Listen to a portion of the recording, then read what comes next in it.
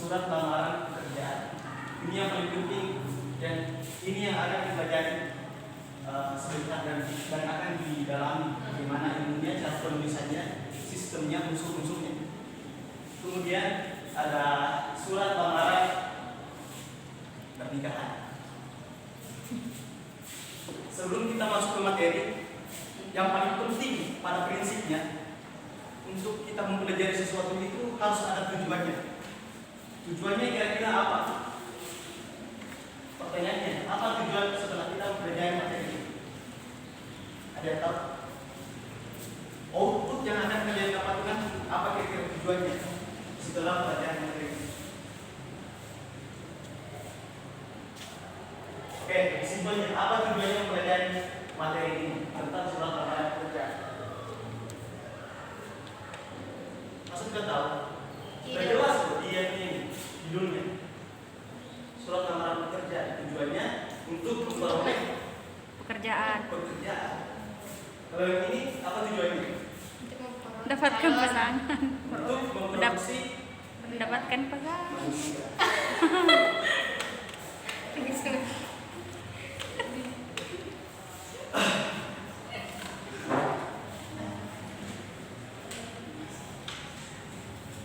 Oke, kita kembali ke materi yang ini. Kita akan belajar di dalamnya tentang unsur-unsurnya. Unsur-unsur surat lamaran pekerjaan. Jadi kurang lebihnya seperti ini ya. Bentuknya itu seperti ini. Kalau surat itu bentuknya bagaimana? Segi empat kan? Jadi dalam unsur-unsur surat lamaran pekerjaan itu biasanya ada tanggal, tempat dan tanggal pembuatan surat. Itu yang pertama. Ada 7 unsur-unsur surat lamaran pekerjaan. Yang pertama itu tempat, tanggal pembuatan surat. Biasanya posisinya bagian atas sebelah kanan. Ini dia tempat, tanggal pembuatan surat. Itu dia unsur yang pertama. Kemudian unsur yang kedua adalah hal atau perihal. Biasanya posisi paling atas bagian kiri. Biasanya dalam perihal ini judul suratnya misalkan surat lamaran pekerjaan, hal lamaran pekerjaan, perihal tentang lamaran pekerjaan. Kemudian yang ketiga, ini yang paling penting, alamat surat. Alamat surat di sini misalkan biasanya posisinya seperti ini, bagian sini. Biasanya tertulis HRD, misalkan HRD ruang guru. Misalkan seperti ini. Itu dia alamatnya. Kalau kita menyurat tanpa alamat, namanya alamat palsu. Jadi penting namanya alamat di sini. Seperti itu. Kemudian tadi yang pertama, kedua, ketiga, kemudian yang keempat, salam pembuka. Salam pembuka biasanya terdapat bagian sini. Biasanya tulisannya itu dengan hormat. D itu huruf D pertama itu huruf kapital. Hormatnya itu huruf H pertama itu huruf kecil. Biasanya seperti itu. Jadi tidak selamanya itu salam pembuka itu kata-kata kalimatnya assalamualaikum. Jadi bisa jadi dengan hormat juga itu bisa dikategorikan sebagai salam pembuka. Ini yang keempat ya, salam pembuka. Kemudian yang kelima, isinya. Ini yang paling penting di sini. Isinya.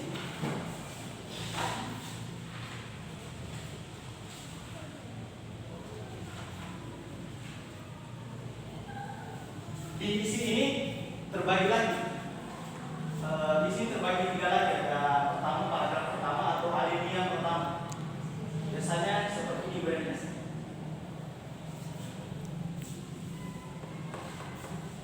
Diisi di bagian isi ini usahakan bagaimana kita mencantumkan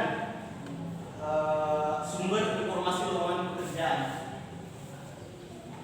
Misalkan kalau kita dapat informasi dari website atau email, jadi kita tuliskan seperti ini. Berdasarkan informasi dari ini, didapatkan dari sini di ruang guru, misalkan emailnya ruang guru. Usahakan ada tercantum di situ. Kemudian cantumkan juga ini yang paling penting, posisi lamaran pekerjaan. Apa kira-kira yang kita mau bekerja? Apa kira-kira posisi kita nanti yang kita inginkan di perusahaan ini? Ruang guru. Anggaplah contoh sebagai kita ingin menjadi seorang guru, misalnya guru bahasa Indonesia. Jadi kita cantumkan. Kemudian usahakan untuk menunjang supaya kita diterima sebagai tenaga kerja misalnya di ruangan guru ini. Sebisa mungkin kita membuat kalimat atau kata-kata yang bisa menyentuh atau bagaimana si perusahaan ini bisa menerima kita. Jadi jangan asal pakai kata-kata yang tidak formal, harus formal dan usahakan bisa menyentuh dia. Kemudian di sini juga biasanya terdapat biodata pelamar kerja. Biodata pasti sudah tahu, ada nama, alamat, nomor HP, email, dan lain-lainnya. Misalnya seperti ini.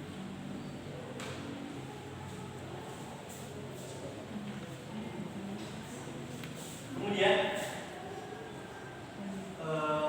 yang pertama tadi di sini terbagi menjadi 3 saudari. Ada area yang pertama di sini tadi sudah saya jelaskan. Kemudian biodata. Kemudian yang paling penting lagi di sini juga terdapat di bawahnya itu gunanya itu untuk menunjang bagaimana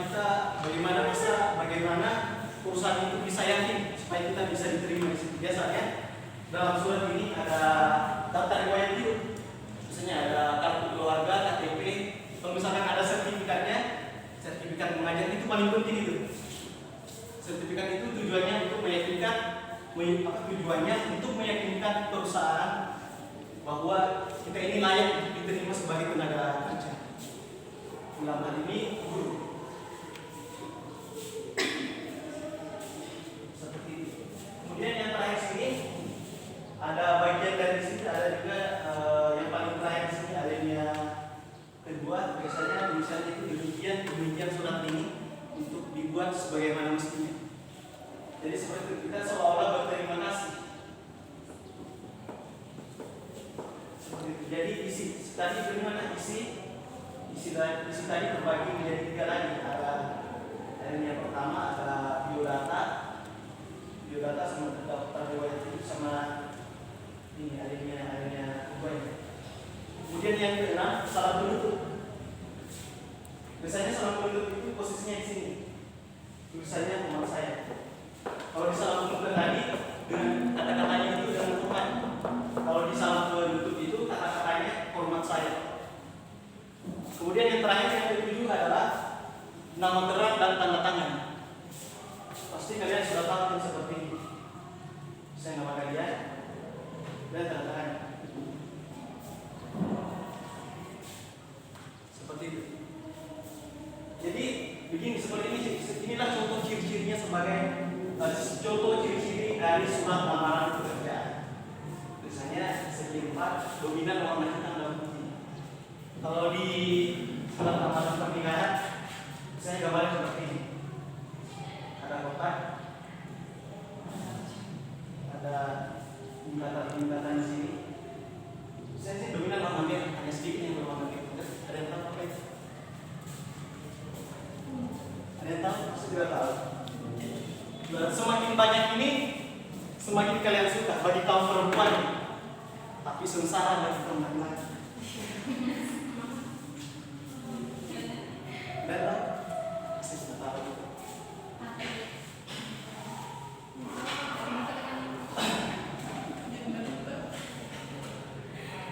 Di sini saya punya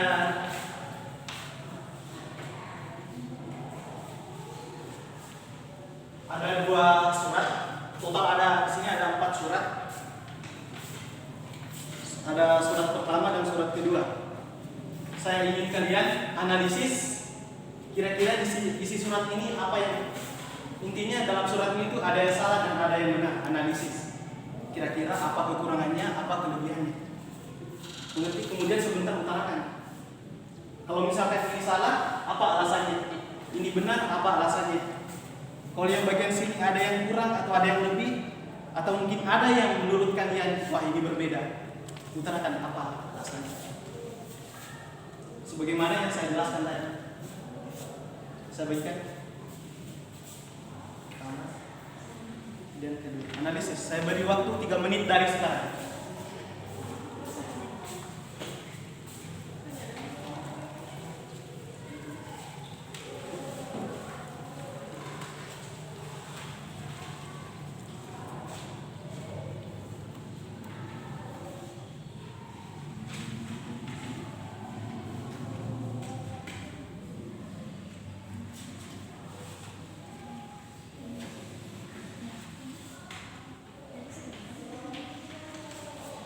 Selanjutnya, jadi unsur-unsur surat itu ada 7 tadi saya ulangi. Yang pertama tanggal, tempat, dan tanggal pembuatan surat. Dan yang kedua adalah perihal hal atau perihal. Isinya misalnya dulu. Kemudian yang ketiga ada alamat surat, ada salam pembuka, ada isi, ada salam penutup, kemudian nama gerak, tanda tangan dan nama gerak. Ada 7.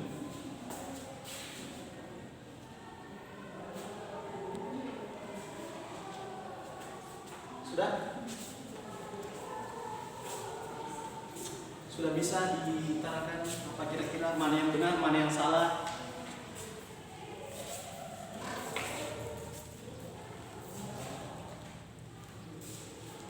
Satu menit lagi waktunya.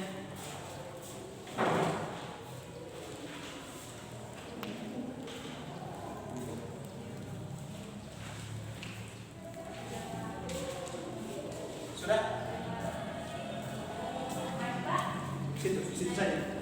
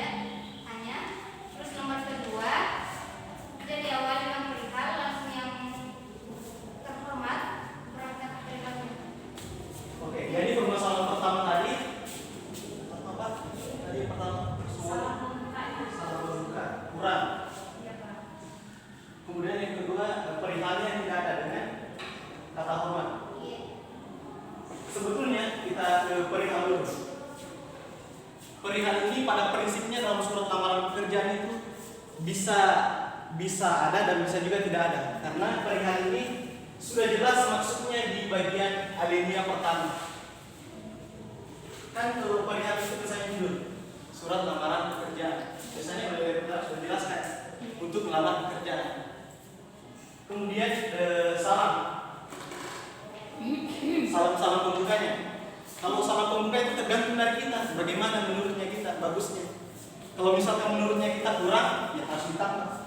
Seperti yang saya jelaskan tadi, sebisa mungkin kita membuat kalimat atau kata-kata yang bisa meyakinkan perusahaan supaya kita diterima untuk melamar pekerjaan. Saya kira demikian yang bisa saya sampaikan pada sore hari ini. Untuk kedepannya di pertemuan selanjutnya kita akan belajar menulis surat lamaran pekerjaan. Sekira cukup. Saya ingin mengucapkan bila bisa dilihat pas untuk para. Assalamualaikum warahmatullahi wabarakatuh.